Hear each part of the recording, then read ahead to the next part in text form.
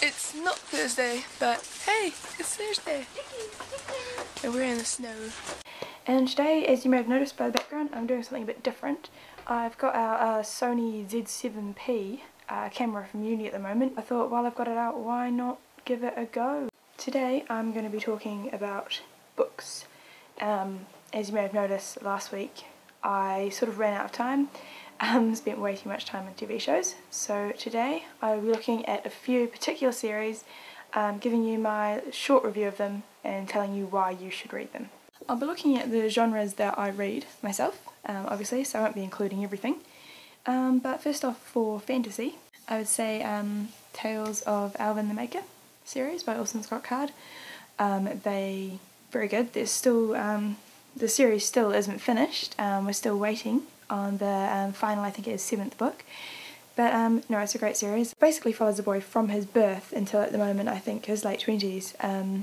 And it's set in an alternative future where everything is different, where there is magic. People have knacks, they can use hexes, but when it comes to Alvin, he is possibly one of a new lot of makers. The characters are really well done. I mean, it's Orson Scott Card, so I think that everything he writes is genius. Sci-fi series that I would recommend is another series from Orson Scott Card. It's not the Ender Saga, which starts with Ender's Game, which I mentioned as being one of my favourite books. It's the series that runs alongside that series, called the Shadow series, which follows doesn't follow Ender, it follows his friend Bean through his life. And personally, I think it's a much better series. It's really good. I mean, it's been a long time since I've read it, but it's definitely one of my favourite series. This isn't a series, but Philip K. Dick has written so many science fiction books. He's pretty much known, I think, as the father of modern science fiction, and his books are incredibly hard to explain without basically just saying pick one up and read one. He has a very strange style of writing. He had something slightly wrong with him. I'm not sure if it was depression or some sort of mental illness, but it definitely influenced his books. One I would say to start with, to get break into the world of Philip K. Dick, would be to read Do Androids Dream of Electric Sheep? And you might have heard of that because that's the book that Blade Runner was based off. And if you haven't heard of Blade Runner, then you should really look that up. If you haven't seen it, read the book first and then watch the movie, because the movie loses a whole lot of it. But if you've seen the movie, then read the book, because it fills so much more of that world in. And no, that's a really good gateway.